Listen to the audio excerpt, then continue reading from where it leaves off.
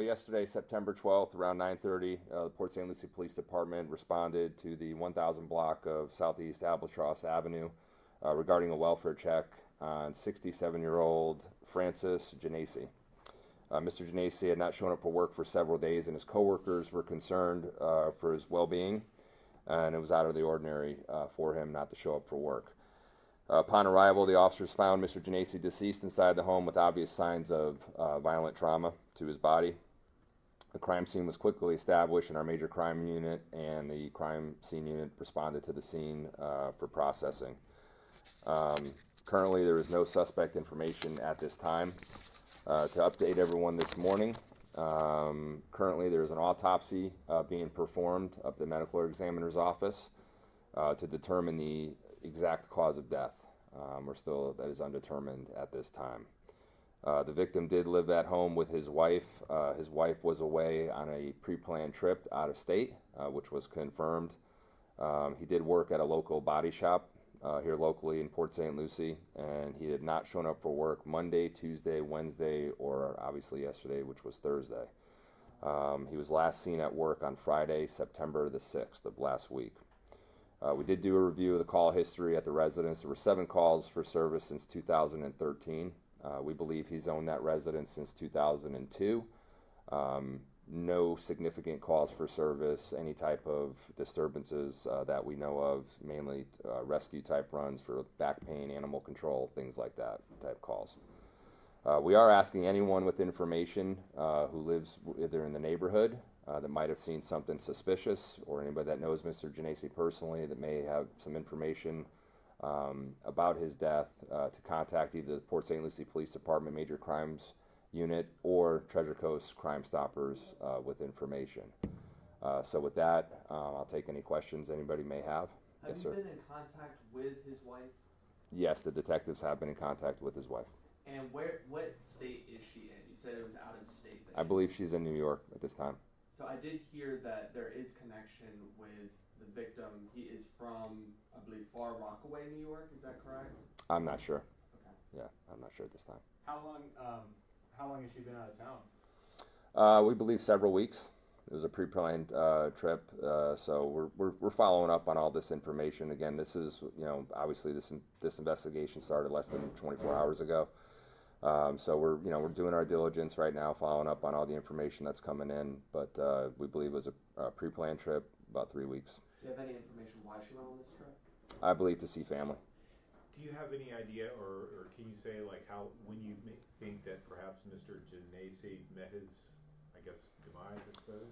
So we're still trying to determine that. Obviously, the autopsy is going to help us a little bit with the time frame, but we do know he was last seen by his coworkers last Friday on September 6th, and we're still doing some investigation to see if anybody had contact with him since that time.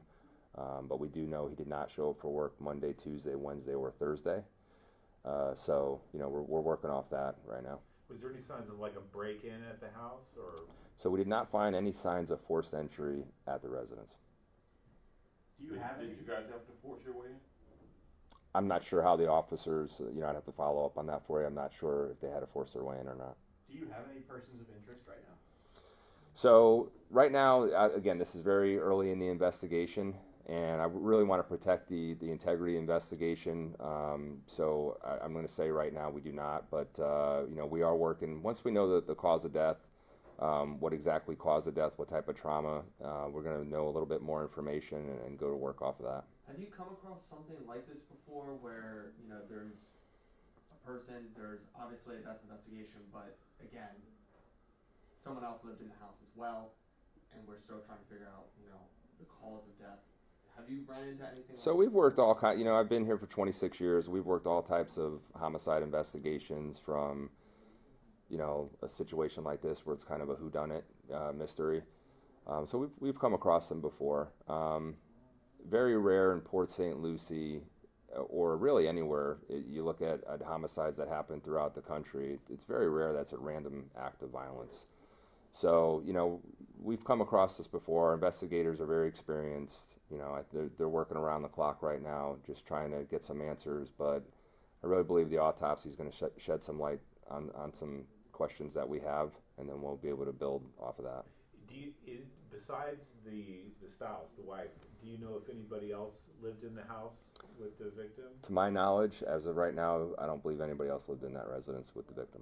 Is there, I know the autopsy has to be performed, but is there anything else you can share about that violent trauma? Do you know if a weapon was used or what nature of the violent trauma is? Yeah, I don't want to speculate right now, and I also want to protect like I said, the integrity of the investigation and give our detectives more time, to develop leads and with the information that they're given.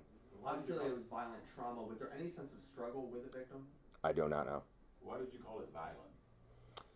Because there was, obviously signs of trauma, but what type of trauma that is, he had been deceased, we believe, for a couple days at that time. So we didn't want, I don't want to get into too much detail in terms of, what type of condition the body was in. But it was past the stage where you can make an obvious determination, and that's why I think this autopsy is just going to be so important for us moving forward.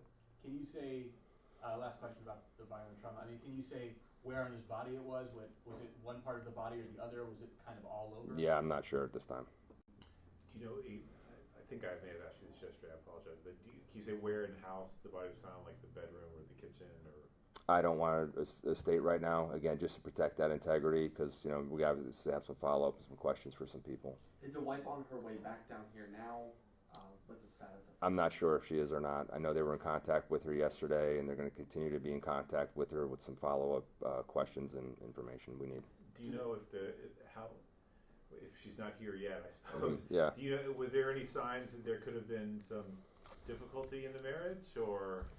I think it's way too early to speculate on that. This is an elderly couple, and she was out on a pre-planned trip to see some family, which is not, out of the ordinary.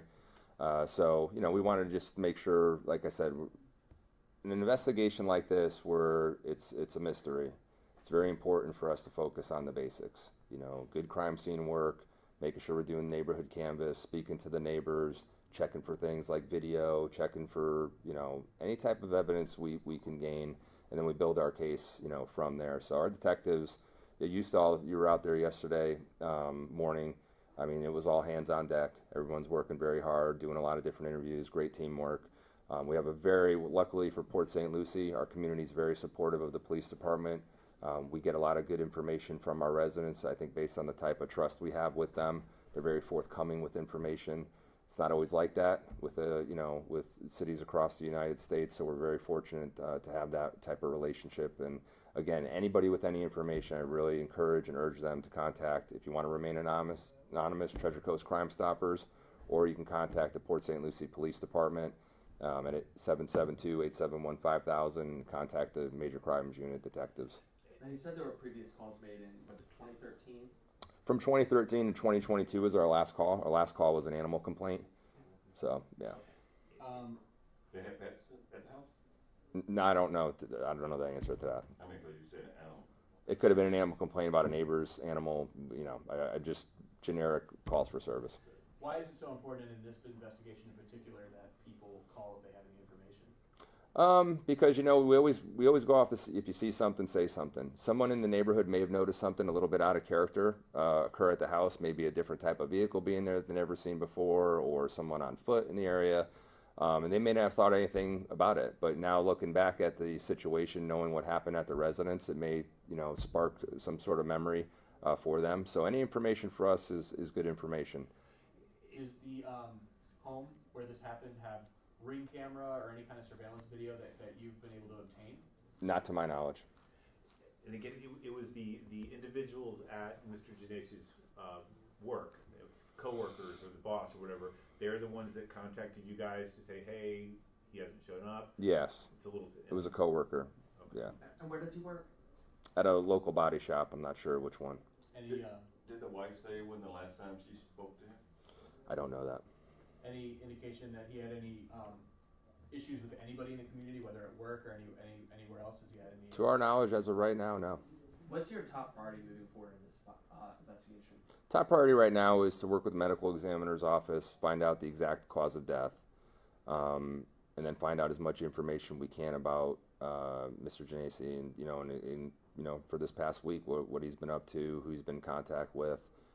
Again, it's very rare, that these are random acts of violence, especially in Port St. Lucie. It's a very safe community. It's only our second homicide of the year. So, it's just something that we're going to have to, really work hard and, again, focus on the basics, dot the I's, cross the T's, and those are our top priorities right now. So you can't rule out right now that it was random? No, I cannot rule that out. And I know I asked you if there were signs of forced entry, but maybe it's too much in the weeds, but was the door locked, when you got there? I don't know.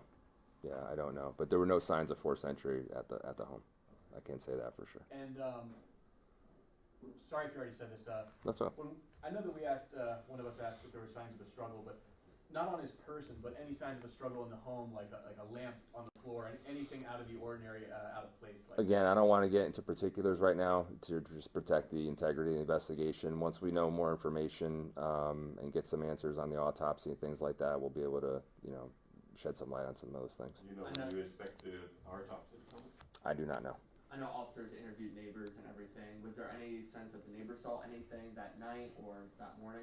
They were working hard yesterday on that. I'm not sure what the outcome was with a lot of those different interviews. Again, this is kind of, it's a breaking case. It's happened. We're trying to get as much information out as we can. Again, thank you to our media partners too, you guys, for being there yesterday and today. It really helps us get the word out about the investigation, and I know I can't share every single detail about it, but you're so helpful for us in solving crimes and have been since I've worked here, because it gets the information out, tells people that we're having an issue, and this again may spark some sort of memory for somebody that they may have seen something in the area. So thank you all.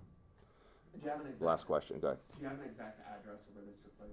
I do not have that right now. Just going to keep it at the 1000 block right now. But the address, it is being protected right now. We are there still processing the crime.